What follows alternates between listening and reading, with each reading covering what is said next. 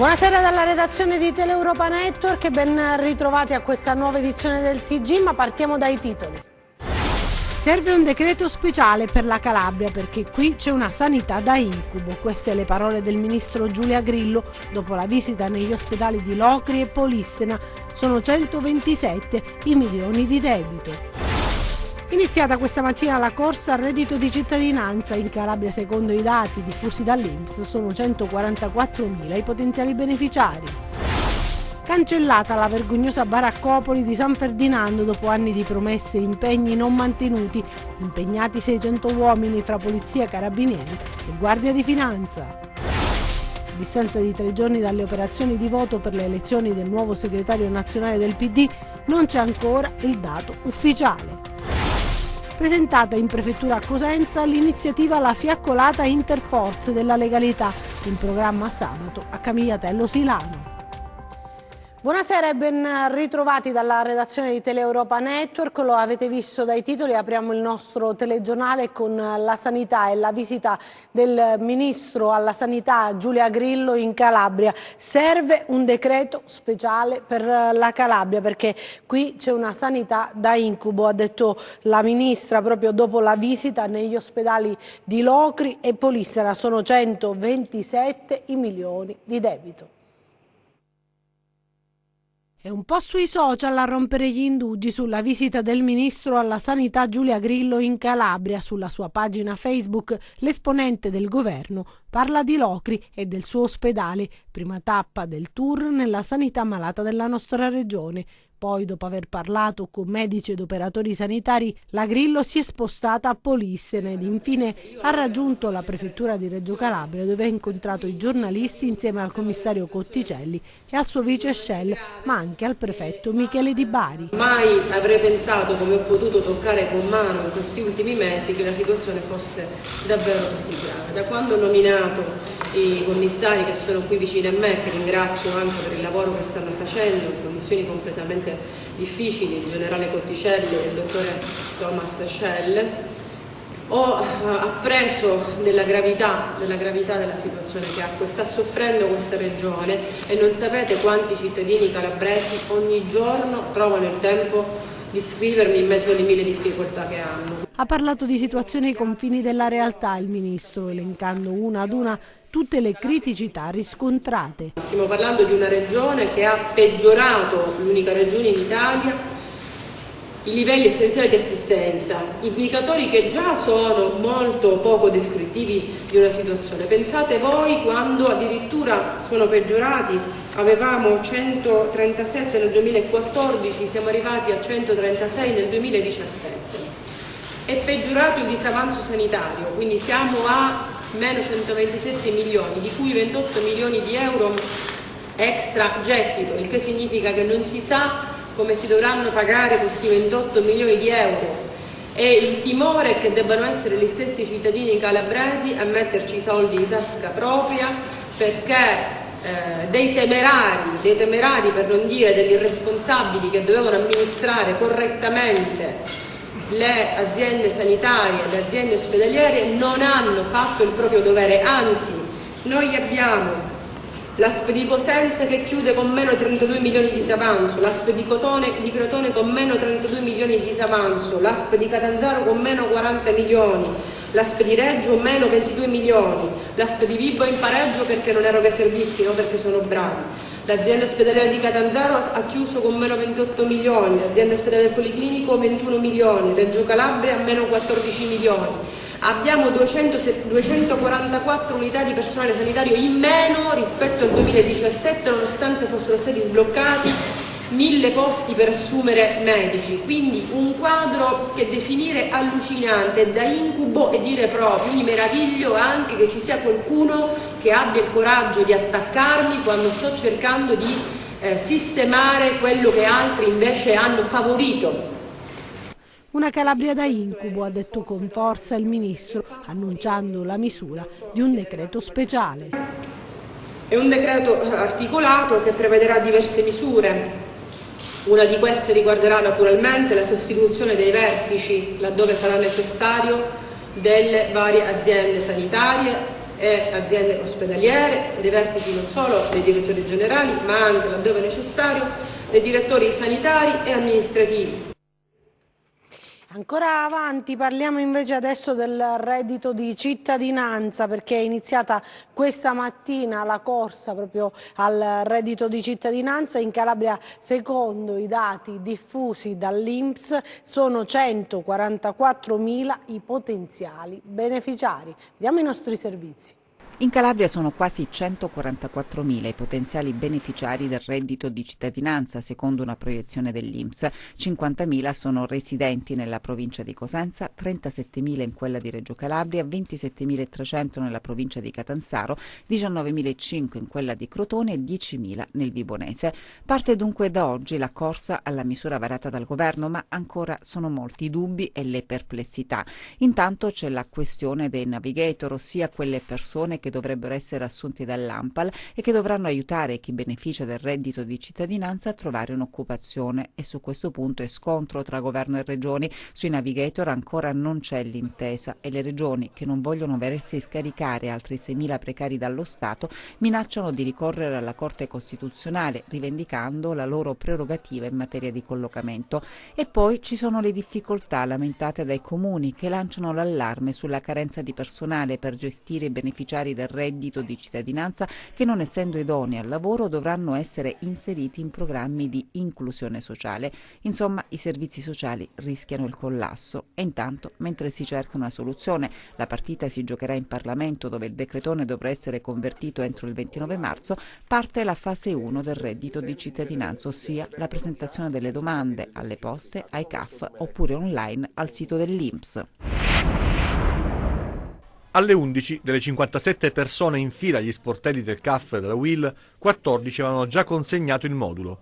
Si procede spediti nella ricezione delle domande per accedere al reddito di cittadinanza. Tante persone e tante storie messe insieme in una stanza da una misura che rappresenta una speranza e un'occasione. È una misura che certamente non è vista bene da chi non ne ha bisogno, perché ormai hanno fatto un fronte comune.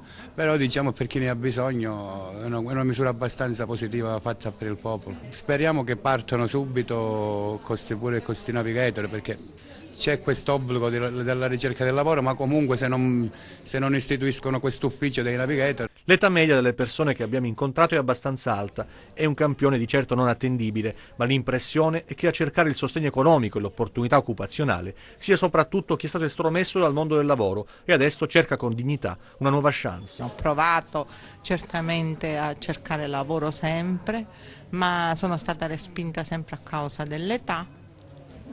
E quindi il mio intento, sì, il reddito lo trovo utile per un rilancio, certamente, ma ancora più utile perché ci dà la possibilità di essere chiamati ad un'eventuale occupazione, che è quella che poi ognuno di noi per realizzarsi vuole. Fa male essere respinti a causa dell'età, e questo mi dà un'opportunità che, infatti nella domanda c'è il discorso di ti chiedono se sei disponibile, io metto sì perché mi sposto ovunque, basta che lavoro. Saverio ha 37 anni, ha perso il lavoro qualche anno fa e vive con i genitori. L'unica occasione che gli è capitata possiamo definirla mortificante, eppure ha tanta voglia di costruirsi un futuro. Dal 2011 diciamo che sono stato molto sfortunato. Ho lavorato come carrozziere, poi come magazziniere, un po' me la sono cavata pure. È arrivata un'offerta di lavoro come per pulire dei magazzini, quanto ti volevano dare? 10 euro al giorno. Il mio sogno è di lavorare, quando mettermi qualcosa da parte, comprarmi una macchina per fatti miei. Proprio così esco un po' da solo, poi in futuro tentare di costruirmi una famiglia. Gli impiegati del CAF mettono a frutto quello che hanno appreso nei corsi di formazione sostenuti nelle settimane che hanno preceduto l'entrata in vigore della nuova misura per dare supporto all'utenza. Attività svolte anche dal personale delle poste, abilitato a ricevere le domande. Gli uffici postali però, a differenza dei CAF, non hanno registrato, almeno questa mattina, un incremento straordinario delle presenze agli sportelli. Parliamo adesso, ci spostiamo da Cosenza nel Reggino, perché circa il 40% della baraccopoli di San Ferdinando è già stata abbattuta dalle ruspe dell'esercito. Dopo anni di promesse e impegni non mantenuti, impegnati 600 uomini fra polizia, carabinieri e guardia di finanza. Il lavoro di demolizione procede a step e si concluderà nella giornata di domani. Ma vediamo come si è svolta proprio la giornata odierna e ci spostiamo proprio a San Ferdinando. Vediamo. Oggi dunque è la giornata dello smantellamento della baraccopoli, di questa vergogna di San Ferdinando, vergogna calabrese ma anche tutta italiana. Bene, ci sono centinaia di poliziotti, finanzieri, carabinieri che sono all'opera questa mattina all'alba per appunto controllare tutta la zona. Ci sono le ruspe in azione, le baracche effettivamente vengono demolite, così come promesso naturalmente da tanto tempo. I migranti sono in fila. Ecco, sono in fila per entrare nella tendopoli controllata da Protezione Civile e Regione Calabria, altri invece sono partiti con gli autobus proprio all'alba questa mattina. Bene, noi abbiamo sentito un po' di persone, intanto il sindaco di San Ferdinando, Andrea Tripodi, che ci dice che questo è solo il primo passo. Questo è un primo passo che doveva essere compiuto per porre fine a un degrado ormai inaccettabile. Adesso si aprono nuovi problemi ed è necessario che questi nuovi problemi siano affrontati collettivamente e alla luce anche di tutti i ravvedimenti che devono anche esserci rispetto a questa presenza, a questo fenomeno nuovo e epocale che insiste qua sul nostro territorio. L'unico parlamentare presente è l'onorevole Enza Bruno Bossio del PD, che noi abbiamo sentito e che ha qualche perplessità sullo svolgimento di questo sgombero. Vediamo se lo sgombero sarà fatto in maniera tale che, come promesso dalla Prefettura, tutti quanti saranno allocati volontariamente, nessuno sarà sbattuto fuori. Ad oggi qualche perplessità ce l'ho, perché non solo tanti sono andati via stanotte e non si capisce dove sono andati, ma ce ne sono altri davanti, proprio all'ingresso della baraccopoli, che si chiedono: ma io dove dormo stanotte? Non ho mangiato da ieri sera. Il prefetto di Reggio Calabria, Michele Di Bari, però ha delle rassicurazioni appunto su questo argomento. Ad ogni migrante noi da giorni abbiamo stabilito un posto dove andare, in parte nella nuova tendopoli, in parte nei CAS, nella maggior parte, nei CAS e negli SPRAR. L'obiettivo più importante, cioè di superare la baraccopoli, un'idea evocata da tanti, si sta pacificamente, serenamente realizzando. E adesso, mentre ancora le ruspe stanno demolendo le baracche, vi lascio con questo pensiero di un sindacalista migrante della FLAI CGIL sulla condizione di molti migranti che sono irregolari. Vogliamo far finta che non vivano tra di noi? Qualcuno deve pensare che c'è queste persone che vanno ogni mattina a lavorare in nero e qualche ministro deve avere la coscienza a posto per dire: è arrivato il momento di regolare questi ragazzi, per almeno iniziano ad andare a lavorare in regola. Non li lasciamo nelle mani delle mafie. E adesso la nostra pagina politica.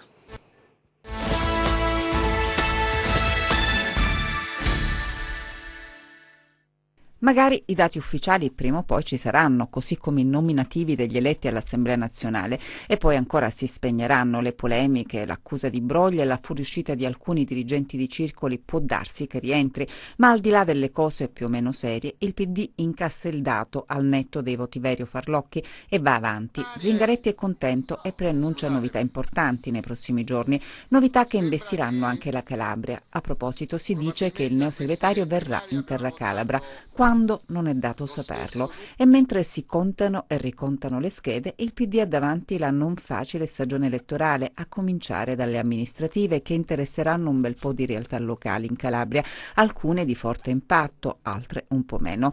A Rende, per esempio, il clima per il PD non è proprio sereno, ci sono molti passaggi, tutti da completare, che rendono al momento impossibile stabilire come si muoverà il partito e se ci sono le condizioni per riproporre lo storico cartello quello del centrosinistra.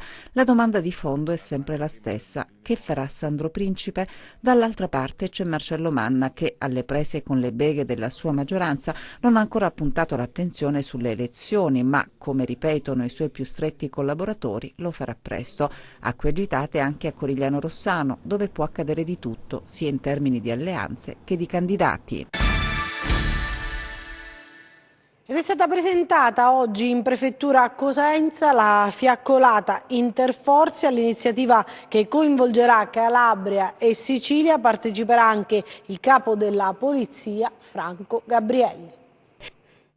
È un'iniziativa che vede coinvolte le forze di polizia e le forze armate, un'iniziativa interregionale Calabria e Sicilia. Si tratta di una fiaccolata della legalità in programma sabato prossimo 9 marzo alle 19 sulle piste da sci di Camigliatello. C'è una locandina che ci piacerebbe mostrarvi, in cui ci sono i colori della nostra bandiera, quindi, che saranno rappresentati sulle piste da sci. Vedete anche tutti i loghi degli aderenti all'iniziativa. Sarà presente il capo della Polizia Nazionale Franco Gabrielli e c'è uno slogan: accendiamo di speranza il nostro territorio, che è stato coniato proprio da Sua Eccellenza la dottoressa Paola Galeone.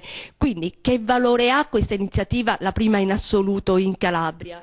Ha un valore sicuramente molto importante. Vedere forze dell'ordine e forze armate insieme è già molto particolare, perché lavorano entrambi per il nostro territorio con compiti ovviamente differenziati, però è bello che oggi siano insieme. E poi d'altra parte, insieme alle forze dell'ordine, molto importante, sceglieranno anche i giovani, i ragazzi, i più piccoli, i bambini, e questo per dire che anche il nostro impegno è un impegno che non si limita a quello che così in maniera eccezionale già svolgono le forze dell'ordine nella repressione, ma bensì nella prevenzione, far sì e rendere questo territorio un territorio sicuro, per investire nel turismo, perché la gente deve conoscere, quindi questa è Calabria e Sicilia, ma ci farebbe piacere che lo conoscessero anche le altre regioni. È una bellissima realtà, abbiamo la natura che ci ha veramente dato degli spettacoli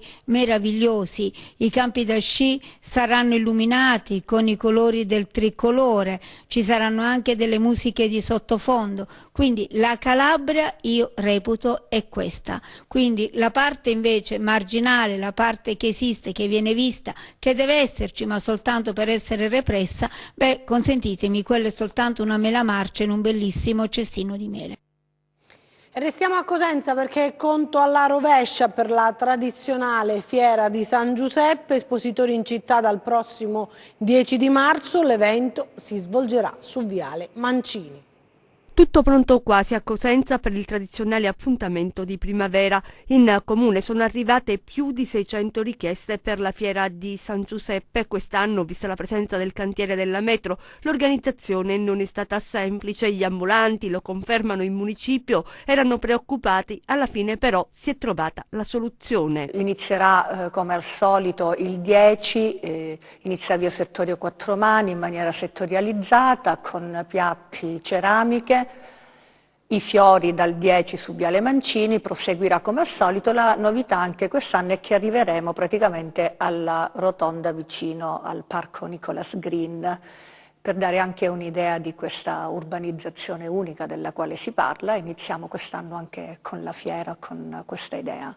L'inaugurazione in programma venerdì 15 marzo alle 18, le scuole resteranno chiuse dal 15 al 19 marzo con qualche polemica. Ricordo a tutte le mamme che ci sarà assolutamente il servizio gratuito alla città dei ragazzi tutti i giorni, esclusa la domenica, in modo che chi deve lavorare continui chiaramente a lavorare. Infine le agevolazioni per i visitatori. Doveva essere solo per i giorni della fiera, in realtà siamo riusciti ad averlo in maniera costante con il parcheggio del Tribunale, questa tariffa oraria di €1 al giorno, per cui considerando che arriviamo quasi a rende, si può parcheggiare tranquillamente quest'anno. A Vibo adesso parliamo di cronaca, dove si è costituito ai carabinieri del comando provinciale il 31enne di Francica, ricercato perché è coinvolto nell'operazione antimafia condotta dalla DDA di Palermo.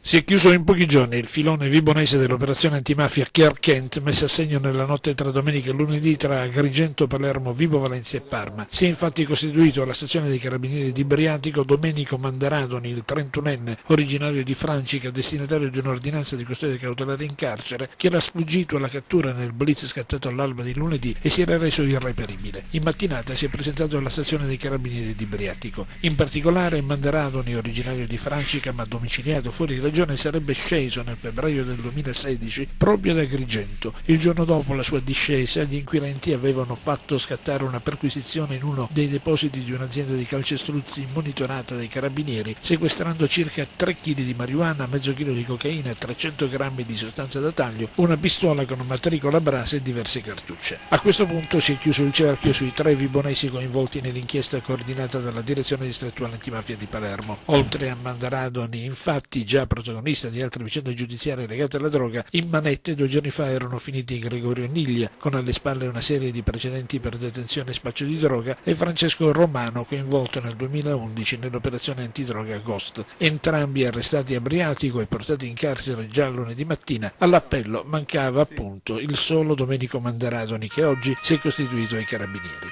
Trasferito al comando provinciale per le notifiche di rito, è stato quindi portato nel carcere di Vibo Valentia. Ancora arresti questa volta in Spagna. A Madrid erano ricercati dal luglio scorso, quando erano sfuggiti alla cattura nell'operazione denominata Ares. Rosario Grasso di 37 anni e Giuseppe Di Marte di 31 erano latitanti e ritenuti elementi di spicco della cosca Cacciola Grasso di Rosarno. Sono stati arrestati a Madrid dalla Polizia Nazionale Spagnola a conclusione di indagini condotte dai carabinieri del comando provinciale di Reggio Calabria. Adesso vediamo i nostri 100 secondi di cronaca.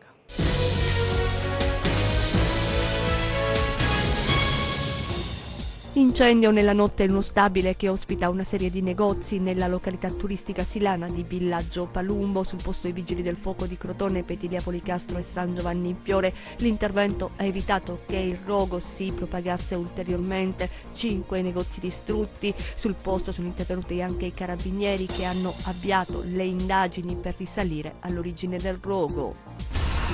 Incidente mortale sulla strada statale 106 nella zona industriale a Crotone, a perdere la vita un 67enne. L'auto su cui viaggiava è uscita fuori strada. Probabilmente l'uomo è stato vittima di un malore. Ad accorgersi di quanto accaduto gli automobilisti di passaggio, che hanno allertato il 118. Denunciate 3 persone in stato di libertà dai carabinieri forestali di Scalea per taglio abusivo aggravato, realizzazione di pista abusiva e furto in area demaniale privata. I militari, durante un controllo in località Sant'Anario di Grisolia, hanno accertato il taglio abusivo di 301 piante in un'area di proprietà demaniale vincolata. Rubinetti a secco, disagi in centro città a Cosenza a causa di una riparazione della rete di adduzione del Merone. Al termine dei lavori, precisa una nota del comune, si tornerà alla normalità. Sarà il prefetto di Cosenza, Paola Galeone, ad aprire ufficialmente domani gli Open Days della prevenzione donna all'ospedale civile dell'Annunziata. Visite senologiche gratuite il 7, l'8 e il 9 marzo. Boom di prenotazioni, fanno sapere dall'azienda ospedaliera. Necessaria l'attivazione di un secondo ambulatorio di senologia al fine di dare risposte a tutte le richieste. E chiudiamo adesso con le previsioni del tempo.